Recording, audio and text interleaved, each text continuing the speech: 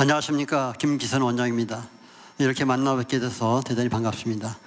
출혈, 임신과 출혈에 대해서 말씀을 드려볼까 합니다.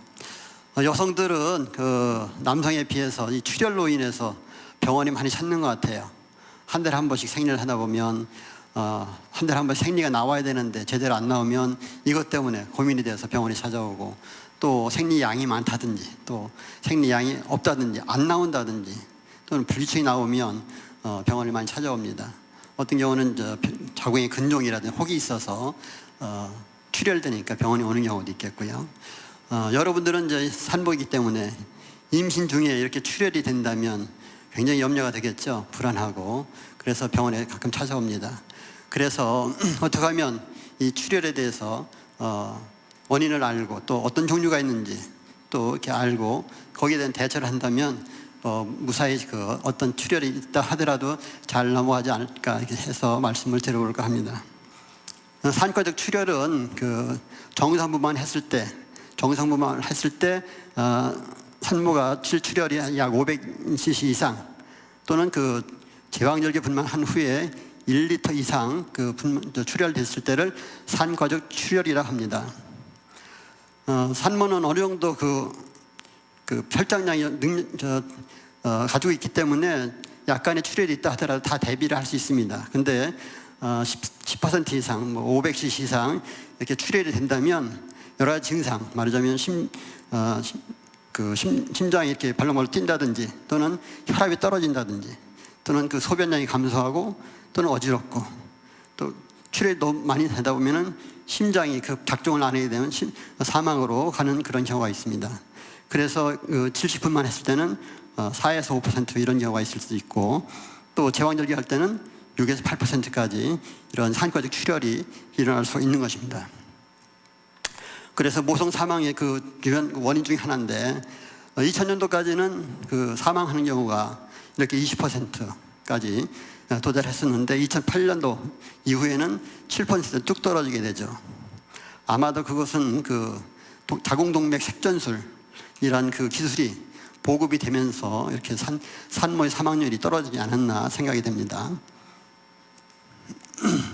주요 모성 사망 원인의 구성비를 보면 이렇게 노란색으로 된 그래프가 있죠. 이거는 자궁동맥 색전술이 2008년부터 증가하면서부터 보라색깔 나는 그래프가 산모 출혈, 자궁 이완 쪽으로 인한 출혈이 상대적으로 떨어지는 것을 이렇게 그래프로 나타내는 것입니다.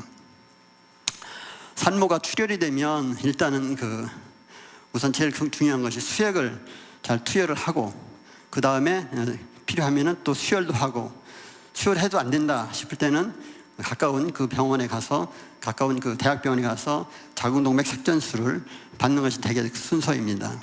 다행히 저희 병원은 이 강서 근처에 혈액원이 있고 또 가까이 한 5분 거리에, 차로 5분 거리에 대학병원이 있고, 그래서 저희 병원은 그렇게 큰 사고는 없었습니다. 그래서 그런 출혈 사고가 가끔 있어요. 가끔 있는데 우리가 잘 대처를 하기 때문에 사망 사고는 없었고 그런 일은 없었던 것 같습니다.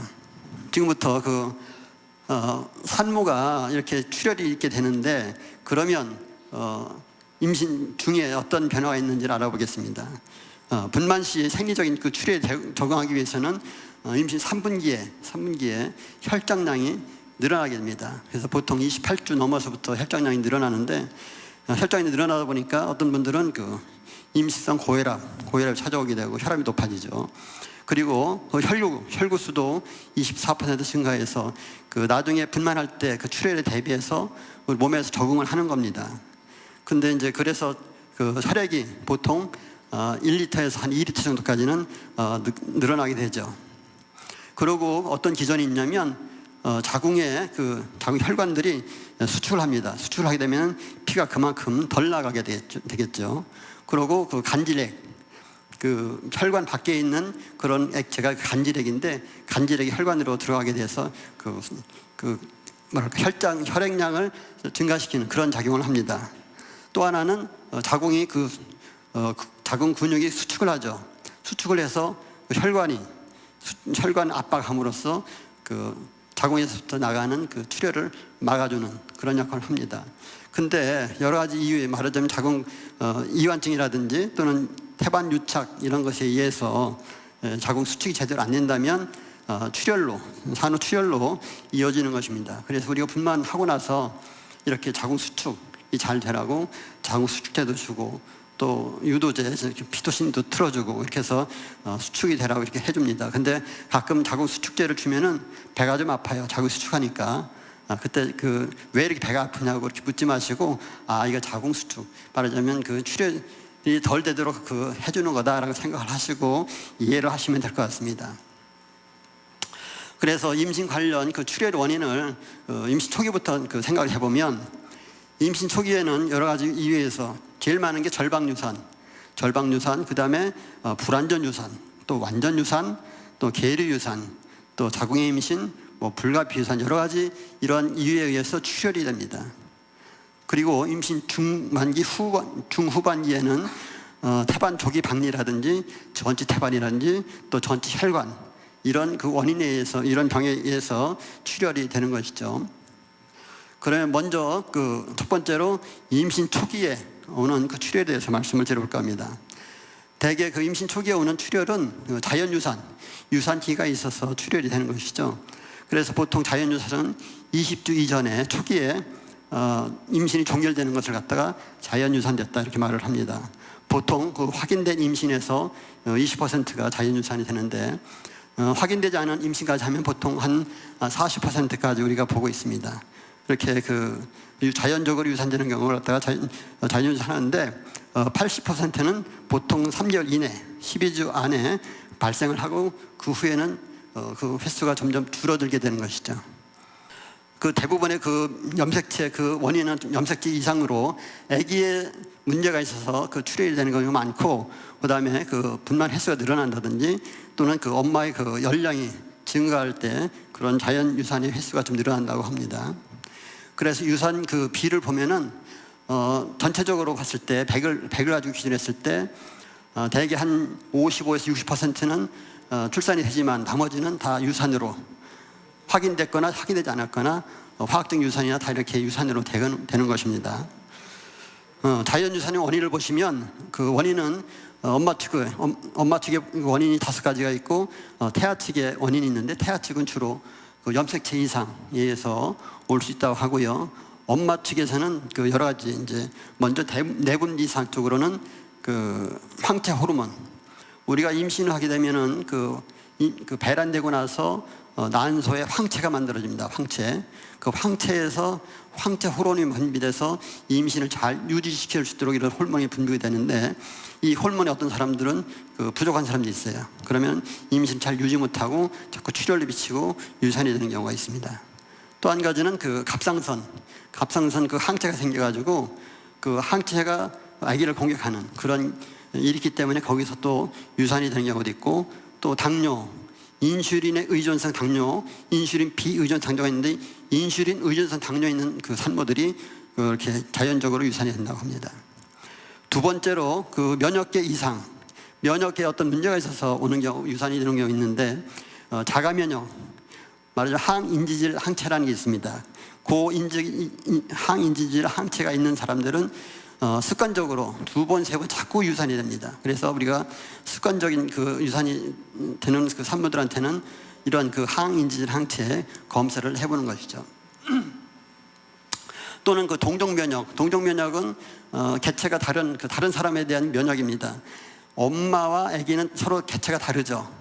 그래서 아기가 생겼을 때 아기에 대한 항체가 만들어져서 공격하는 겁니다. 만일 엄마가 RH 네거티브고 또는 아기가 RH 포지티브일 때 자꾸 엄마에서 만들어진 항체가 아기를 공격하기 때문에 아기가 살 수가 없는 것이죠. 그런 동종면역이 있겠고, 또는 여러 가지 약물이라든지 또는 여러 가지 환경 조건에 의해서 생길 수가 있는 것입니다. 흡연을 한다든지 또는 음주를 한다든지, 흡연에 의해서는 보통 14가피, 하루에 14가피 이상을 핀다면 유산되는 확률이 2배가 높다고 해요.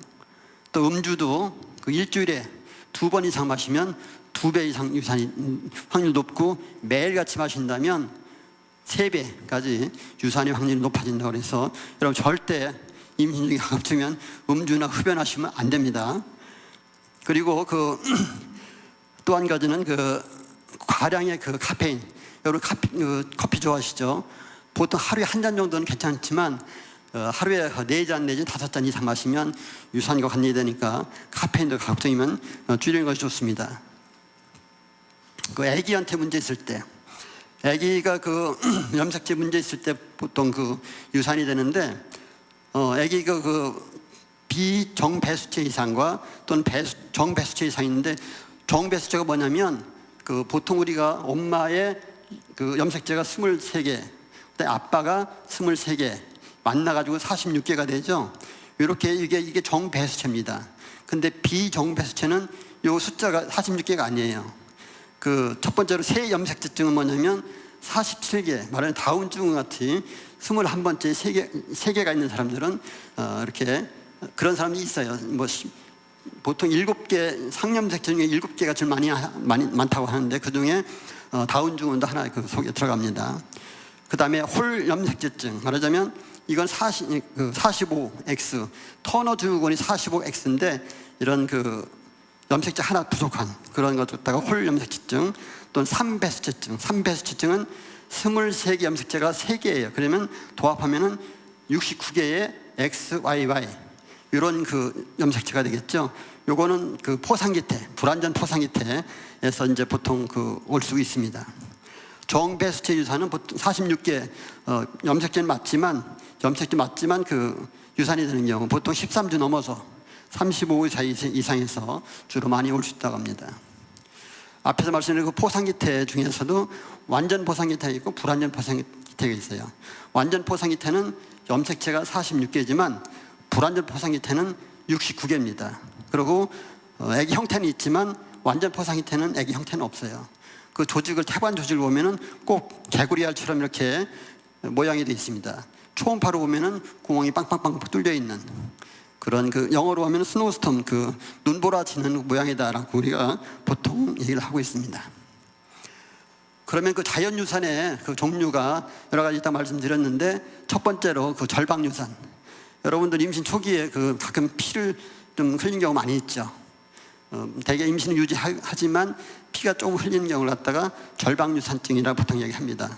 임신 초기에 배가 살살 좀씩 아프면서 피가 묻어나오는 혈성 질분비군이 있는 거, 원인은 잘 모르지만 여러 가지 이유가 있습니다. 착상혈이라든지 또는 자궁경부에 어떤 병변이 있다든지 또는 자궁경부에 용종이나 폴립이 있다든지 또는 자궁경부에 탈락막 반응을 보일 때 이런 절방유산으로 인해서 출혈이 된다고 하죠. 그래서 이런 출혈이 되면은 유산이 될 수도 있는데 보통 대부분은 8주 이내에 발생을 하고 12에서 15%는 20주 이내까지 유산이 된다고 합니다. 그래서 주의 깊게 잘 지켜봐야 되겠죠. 그러나 대개 심장박동이 있다면 초음파로 봐서 심장박동이 있다 그러면 대개는 괜찮습니다. 그러니까 너무 염려하지 마시고 절방 유산이 있다 해서 대개 유산전이 경우 이렇게 아까 말씀드렸지만은 그렇게 높지는 12에서 15%니까 너무 걱정을 안 해도 됩니다. 치료는 보통 절방유산증이 있으면 안정하세요 말씀을 해요. 안정. 어떤 경우는 침상 안정, 꼼짝 마세요 하는 경우도 있지만 대부분 과로하지 마시고 또 차 타고 멀리 가지 마시고 차 타고 오래 타고 다니는 거 또는 부부관계를 한다든지 이렇게 좀 위험스러운 일을 가급적이면 않는 게 좋아요. 적어도 3개월까지는. 그 이유는 되게 유산전의 경우가 적기 때문에 적어도 3개월까지는 아기를 위해서 엄마들이 주의를 하고 보호를 해줘야 됩니다. 좀 힘들다고 자꾸 하고 싶은 거 다 하시면 이렇게 밤에 보통 당직하다 보면 밤에 피가 비쳐서 오는 경우가 많이 있더라고요. 저는 그러면 가급적 대부분 다 주무시고 하세요. 저희 병원에 다 입원시킵니다. 왜냐하면 왔다 갔다 하는 게 더 악화될 수도 있고 또 보통 하루 이틀 병원에 입원시켜 놓으면 되게 멋습니다. 그래서 저는 저녁에 오면 무조건 입원하시라고 말씀을 드리는데, 그러고서 아까 말씀드린 황체 호르몬 주사도 주고 이렇게 합니다. 이렇게 이제 육모막 하에 육모막 밑에 혈종이 보일 때 까맣게 보이면 좀 그 위험성이 더 높죠. 더 높으니까 이때는 절대적인 침상 안전을 시킵니다. 다른 일 하지 마시고 자칫하면 진짜 유산되니까 조심해야 됩니다 하고서 혈종이 볼 땐 특히 조심을 해야 됩니다. 그러면 두 번째로 임신 중후반기에 생기는 출혈에 대해서 살펴보도록 하겠습니다. 먼저 그 태반 조기 박리 이런 게 있습니다. 태반 조기 박리는 아기가 나오기 전에 미리 태반이 일부가 떨어진 겁니다. 일부가 떨어져 가지고서 피가 밖으로 보이는 경우도 있고 또는 그 피가 안에서 고이는 경우가 있어요.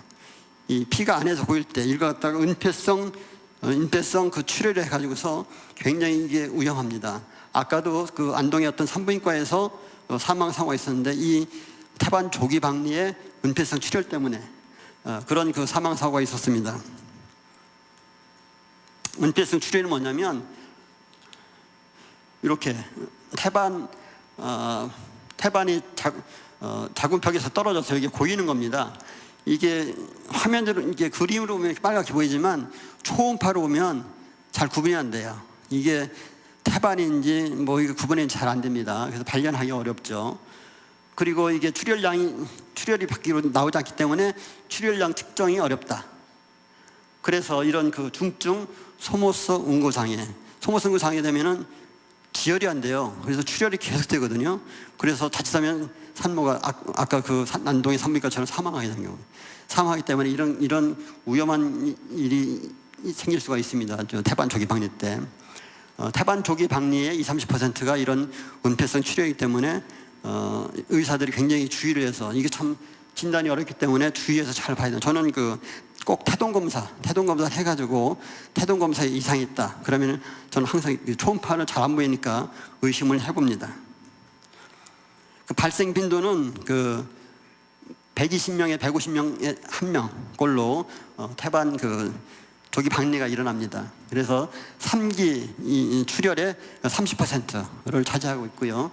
그 다음에 주산기 사망에 아기 태어나 죽는 거죠. 15%가 주산기 사망률을 보이고 있고 엄마도 1% 가까이 사망률이 있습니다. 그래서 아주 무서운 병이죠. 그 위험 요인을 보면 먼저 산모 측을 보면 산모 그 태반 조기 박리에 과거력이 있었다. 이게 가장 중요합니다. 먼저 태반 조기 박리 다음번에 생길 10배가 높습니다. 10배가. 그래서 먼저 태반 조기 박리 있었던 사람들은 항상 얘기를 해줘야 돼요. 그래서 의사가 아까 발견이 어렵다 그랬죠. 그래서 주의 있게 잘 볼 수 있도록 이렇게 얘기를 해줘야 되겠고, 또 타산 3명 이상의 자녀를 둔 산모라든지 또는 그 나이가 35세 이상 또는 20세 이하, 그리고 불량한 산과력, 과거에 임신 중독증이라든지 또는 그 자궁 내 그 발육 저하, IUGR이 있다든지 또는 임신 중에 흡연, 음주 이것도 관계가 되기 때문에 여러분들 음주 주의해야 됩니다. 흡연도 마찬가지지만 이것도 임신 중 고혈압 이것도 상당히 중요합니다. 이것도 상당히 높기 때문에 고혈압 있는 산모들도 항상 주의해서 이런 것이 올 수 있다는 것을 아시고서 늘 대비를 해야 됩니다. 그 다음에 혈전성 경혈이라든지 복부 외상, 뭐 갑자기 교통사고를 당해서 갑자기 충격을 받았다든지 아기가 막 발 뻥 찼다든지 이런 경우가 있다면 한번 이것도 한번 생각을 해봐야 됩니다. 또는 그 거대 자궁 근종이 있을 때도 이렇게 잘 일어난다고 합니다. 태아 측을 보면 태아 측의 다둥이, 말하자면 쌍둥이라든지 삼둥이라든지 이런 경우도 잘 올 수가 있고, 양막이 파열돼서 압력이 갑자기 떨어졌다든지 또는 태반에 어떤 육모 양막염이 생겼다든지 또는 그 태반 전체 태반 또 양수 이상이 생겨서 갑자기 그 양수가 적다든지 또는 산과적 시술, 말하자면 양수가 많은 사람들은 또 양수를 빼주는 그런 시술을 하거든요. 이럴 때 주의를 해야 되고, 또 여가 회전술 거꾸로 있는 애기들 돌린다고 그렇게 하다가 머리를 밑으로 간다고 하다가 이렇게 태반 박리가 일어날 수 있다고 합니다. 그래서 아까 말씀드렸듯이 첫 번째 가졌던 산모가 두 번째 가질 확률은 10배가 높다. 그리고 임신 중 어느 때나 발생할 수 있어서 예방이 어렵고 초음파로도 발견이 어려워서 주의 있게 잘 봐야 된다는 것이죠. 이렇게 그 태동 검사를 보면은 수축이 자궁 수축이 과하게 뭐 1분에 한 번씩 막 올 수도 있고, 또 그 아기가 심장 소리가 갑자기 떨어지는 태아 가사 상태도 이렇게 올 수가 있어요. 저는 그래서 태동 검사를 굉장히 중요하게 봅니다. 의심될 때는. 그래서 증상을 보면 통증을 동반한 질출혈이다. 그러니까 아까 저 다음에 설명할 전치태반은 통증이 없는 질출혈. 근데 태반 조기박리는 통증이 있는 질출혈을 보일 때 항상 의심을 해봐야 되고, 가끔 출혈이 없을 때 조산하고도 가끔 헷갈립니다. 조산 똑같으니까요. 진통이 있으면서 조산하고도 봐야 되겠고, 통증이 좀 자주 있는 그 잦은 빈도의 자궁 수축과 이런 과하 수축, 또는 아까 말씀드린 듯이 아기 심장 소리가 뚝뚝 떨어지는 태아 가사 상태라든지, 출혈이 많다 보면 쇼크도 일어날 수 있고, 또 많다면 콩팥으로 가는 피가 부족하다 보니까 신부전증도 올 수 있고, 또 소모성 혈액응고장애, 또 태반 졸중 이런 것들이 올 수 있는데 전부 다 소름 끼치고 무서운 것들입니다. 여기요, 그죠? 이 무서운 소모성 혈액응고장애, 이 태반 조기박리 때 또는 그 양수 색전증 이런 것이 있을 때 소모성 혈액응고장애도 올 수가 있어요. 아주 무섭습니다. 이게 왜 오냐면 우리 몸속에 있는 그 섬유소원이 뭐냐면, 태반을 응고시키는 제일 마지막 단계가 섬유소원입니다. 섬유소원이 줄어들었기 때문에 심각한 혈액응고장애를 일으키는 것이죠. 올 수 있는 경우는 말씀드렸듯이 태반 조기박리라든지, 자궁 내 태아가 사망했다든지, 또는 다태 임신 시 하나가 죽어 있다든지, 또는 전자간증, 임신 중독이죠. 또는 폐혈증이 있다든지, 또는 양수 색전증 이런 것들 때문에 이렇게 저섬유성 원증이 올 수 있기 때문에 아주 이런 것이 오면은 주의 깊게 잘 봐야 되겠고요. 그 저섬유성 혈증은 뭐냐면은 말씀드렸듯이 이 파이브로노겐이 감소가 일어납니다. 보통 일반적으로 산모들은 300에서 600 정도 유지를 해야 되는데, 이런 저섬유 오면은 100 이하로 떨어지고 출혈이 막 되는 거죠.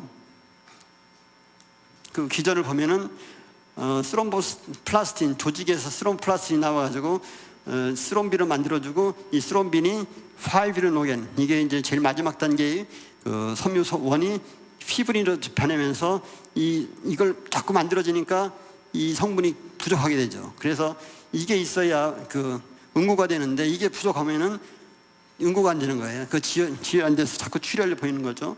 다시 한번 말씀드리면, 이 태반 조기박리라든지 어떤 그 sepsis, 그 폐혈증이 있다든지 출혈로 인해 조직이 손상이 되면 이 스로플라스틴 이 물질이 나와가지고 요 스롬빈을 만들어내고, 이 스롬빈이 이 피브린 노겐에서 피브린을 증가시키고, 피브린이 많은 데는 이렇게 혈액 순환이 안 되니까 괴사가 되죠. 대신 그 필요한 곳, 응고가 돼야 되는 곳에는 부족하기 때문에 또 출혈이 이루어지고, 그래서 이게 굉장히 그 무서운 그런 결과를 초래하는 것이죠. 그래서 치료는, 태반 조기박리 치료는 질출혈 또는 그 저혈압 이런 그 빈백 속에 있다면은 수액을 빨리 공급을 해주는 거예요. 일단은 수액, 뭐 생리식염수라든지 뭐 전해질이 들어있는 하트만 용액이라든지 이런 걸 주고, 그 다음에 피 검사를 해서 이런 그 피브린 노겐이 있는 그 수치를 혈소판하고 피브린의 수치를 섬유소원 체크를 해야 돼요. 체크를 해서 만일 부족하다면 빨리 혈장을 줘야 됩니다. 그래도 안 된다면 빨리 응급실 통해 대학병원을 통해 보내가지고서 그 자궁동맥 색전술 이런 걸 해야 되겠죠.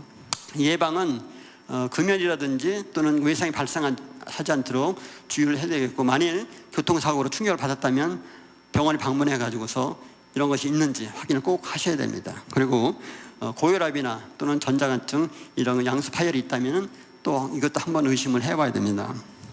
마지막 세 번째로다가 산 후의 출혈, 아기 낳고 나서 올 수 있는 출혈, 이것은 보통 그 아기가 날때를 기수로 나눠서 1기, 2기, 3기, 4기 이렇게 나누는데, 1기는 자궁문이 다 열릴 때까지 1기라고 하고, 2기는 아기가 자궁문 다 열려서 밖으로 나올 때까지가 2기, 3기는 태반이 떨어질 때까지 3기, 그리고 4기는 그 태반이 떨어지고 나서 1시간까지를 보통 4기라고 하는데, 이 3기, 4기가 굉장히 중요해요.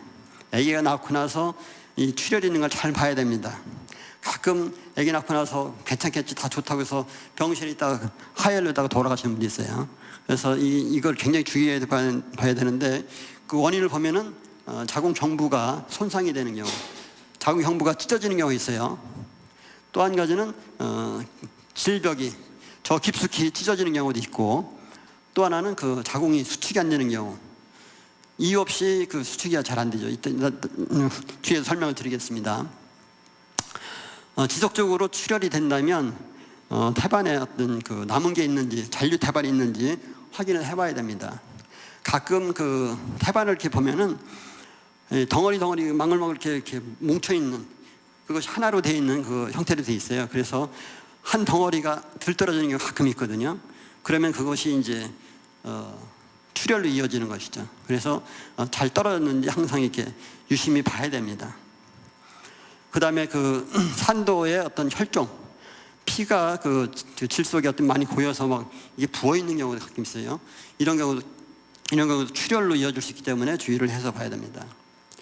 먼저 첫 번째로 산도 열상을 보면은, 산도 열상을 왜 오느냐, 급속분만 한다든지, 갑자기 막 애가 열려가지고 한 시간 만에 났다든지, 이렇게 급속분만 한다든지, 또는 그 힘을 갑자기 줘줘서 갑자기 그 산도가 찢어지는 것이죠. 갑자기 힘을 주면은. 그래서 그 아기 낳을 때 갑자기 막 그 아프다고서 소리를 팍 질리면서 힘 주면 안 됩니다. 왜냐하면 산도가 나갈 수가 있어요. 그러면 출혈로 이어지기 때문에. 그 다음에 질의 그 3분의 1 열상이 오는 경우, 자궁 정부 열상이라든지 또는 상 3분의 1 열상이 오면 이거를 꼬매줘야 되는데 이게 참 꼬매기 힘들어요. 왜냐하면 피는 계속 나와서 시야가 가리죠, 일단. 그 다음에 벌려줘야 되는데, 벌리면 또 산모는 아프다고 그러죠. 아프고 시야는 가리고, 이러다 보니까 이